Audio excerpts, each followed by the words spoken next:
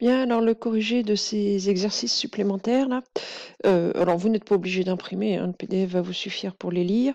Donc on a sur le premier un hexagone régulier, de centre haut, de côté 2. Alors qu'est-ce que c'est un hexagone régulier d'abord?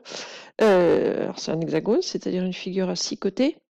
Régulier, ça veut dire que les 6 côtés ont la même longueur et que les 6 angles ont la même valeur. C'est-à-dire qu'ici, ma figure, elle est constituée de quoi? Si je regarde, alors si je la... Donc ici, on sait que c'est 6 fois la même longueur. C'est un hexagone régulier. Les 6 angles valent tous la même chose. Et en particulier, c'est découpé de manière régulière, c'est-à-dire qu'ici, au centre, le 360 degrés d'un tour complet est découpé en 6 secteurs égaux. 360 divisé par 6, ça fait 60. Ce qui veut dire que j'ai ici 6... Je vais y arriver, oui. Voilà. 6 angles qui font tous 60 degrés. Comment dire? Mon hexagone, le centre, c'est haut. Ça veut dire que toutes les longueurs ici, elles sont égales. J'aurais dû commencer par ça d'ailleurs. Et comme j'ai un angle de 60 degrés, ben, en réalité, mes triangles ici sont tous des triangles équilatéraux. Quand on a un hexagone régulier, c'est une figure qui est constituée de 6 triangles équilatéraux placés, enfin collés les uns aux autres. Donc que des angles de 60 degrés partout dans tous les triangles équilatéraux. Donc si on a besoin d'angles ici, il n'y a pas de problème, on les connaît. Ils font tous 60 degrés, c'est que des triangles équilatéraux. Ça, c'est ce qu'il faut savoir quand on a un hexagone régulier. Donc à partir de là, on va pouvoir calculer les produits scalaires qu'on nous demande. Alors le premier, c'est OC scalaire OD. Donc il y a deux façons de le faire, soit par la formule longueur OC fois longueur OD, tout ça, ça vaut 2, je le connais, fois cosinus 60. Donc ça, c'est la première façon de le faire. 6 fois 6 fois cosinus 60. Cosinus 60, c'est 1 demi, donc ça fait 6 fois 6, 36, fois 1 demi, ça fait 18. Deuxième façon de le faire, vous pouvez aussi tout à fait faire avec le projeté, sans problème, puisque si vous projetez D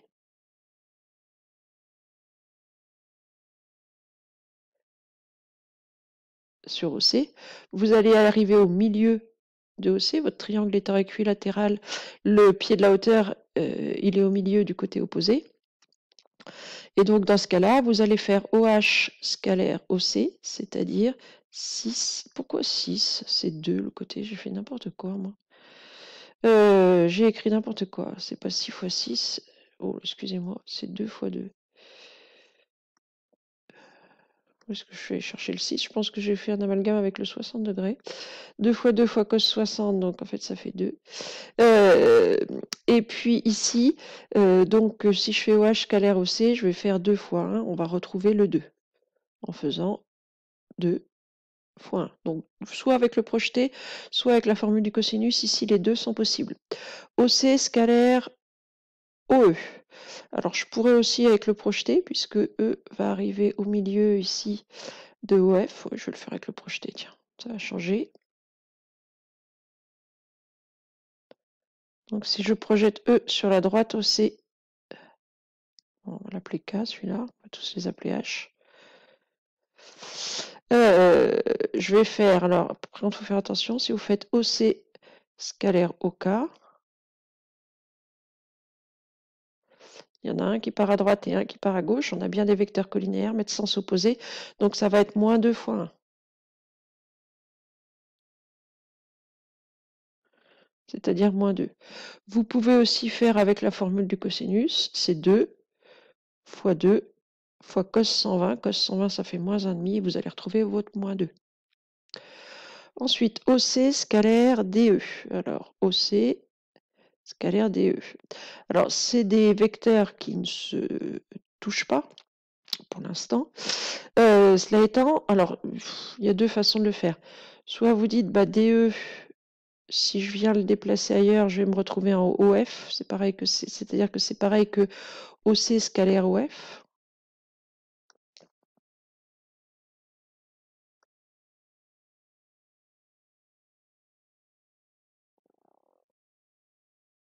Voilà. Donc là, j'ai deux vecteurs collinaires de sens opposé. Donc je vais faire moins produit des longueurs, 2 fois 2, moins 4. Vous pouvez aussi dire, sans forcément voir que DE c'est pareil que OF, OC et DE sont deux vecteurs collinéaires de sens opposé. Donc je vais faire longueur OC fois longueur ED fois cosinus de 180 ou moins longueur OC fois la longueur OD. Enfin, vous le voyez comme vous voulez. Il y a plusieurs façons de... Chacun se refait sa représentation, mais ce qu'il faut comprendre, c'est que j'ai deux vecteurs collinéaires de sens opposé. Donc je vais faire moins 2 fois 2, moins 4. Pourquoi j'ai pas mis le moins ici? J'en sais rien. Ensuite, AB scalaire BE. Alors j'ai AB ici et j'ai BE là. Alors c'est pas très facile ici parce que pour l'instant ils n'ont pas la même origine. Donc ce qu'on peut faire, c'est voir si je pourrais pas remplacer AB. Alors AB scalaire BE, c'est pareil que BE scalaire, un vecteur qui serait ici, comme ça, qui serait égal à AB.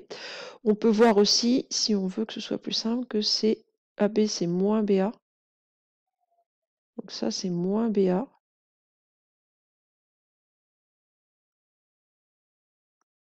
Scalaire BE. En tout cas, ce qui est sûr, c'est que si vous voulez aller comme ça, votre BE, il va lui comme ça. Donc le produit scalaire qu'on doit trouver, il est négatif. Alors oui, l'avantage de le faire comme ça, c'est que j'ai la longueur BA, j'ai la longueur BE, c'est 2 fois 2 fois 2. J'ai l'angle entre les deux, j'ai mon angle de 60 degrés. Donc là, je vais m'en sortir. Je vais faire moins 2 fois 4 fois cos 60. Ce qui fait moins 4.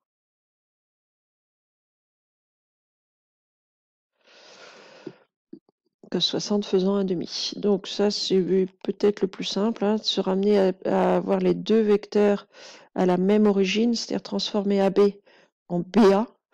J'ai le droit, si ce n'est que je change le sens, donc il faut que je mette un moins devant. Sinon, on peut aussi, à ce moment-là, dire, au lieu de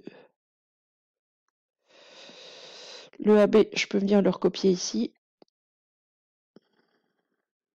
Voilà, donc ça, c'est un vecteur qui est le même que AB. Dans ce cas, vous allez faire 2 fois 4 fois cos 120, puisque l'angle à ce moment-là, il vaut 120, et vous allez retrouver votre moins 4. Donc à vous de voir ce que vous préférez. Ensuite, AB scalaire, oui, je suis en train de penser, on devait même pouvoir faire avec la formule du projeté ici, puisque E arrivait en A, et à ce moment-là, on faisait moins 2 fois 2. Donc, si vous le faites en copiant ici le vecteur, hein, en prenant le vecteur vert fois BE, vous devez pouvoir projeter E, vous allez arriver en A. Et à ce moment-là, vous allez faire moins B, alors, je ne sais pas comment il s'appelle celui-là, je peux l'appeler L. Moins BL scalaire BA, c'est-à-dire moins 2 fois 2, vous allez retrouver votre moins 4. Donc il y a plusieurs façons de le voir, à vous de voir celle qui vous convient pour trouver moins 4. AB scalaire CF. Alors là, je ne vais pas m'embêter. J'ai de nouveau deux vecteurs collinéaires. On a ici des parallèles, hein. Alors, il faut juste faire attention. Est-ce qu'ils sont dans le même sens ou est-ce qu'ils sont de sens opposé? AB part vers la droite, CF part vers la gauche. Donc, je vais faire moins AB fois CF c'est-à-dire moins 2 fois 4.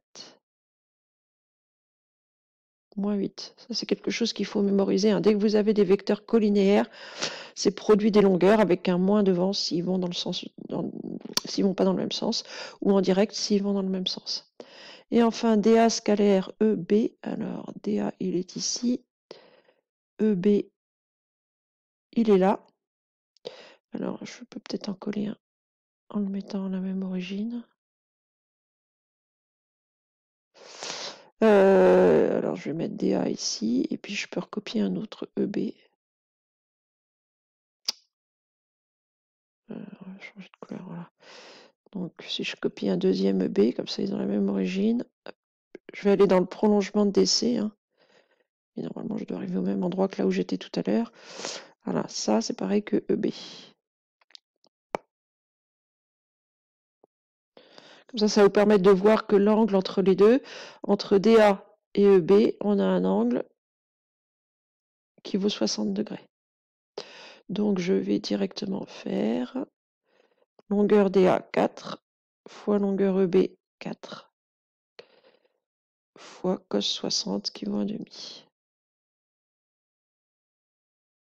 Donc, au produit scalaire, il vaut de nouveau 8. Je suis en train de regarder ce qu'il y avait une autre façon de le faire, celui-ci. Non, je pense pas. Voilà pour cet exercice.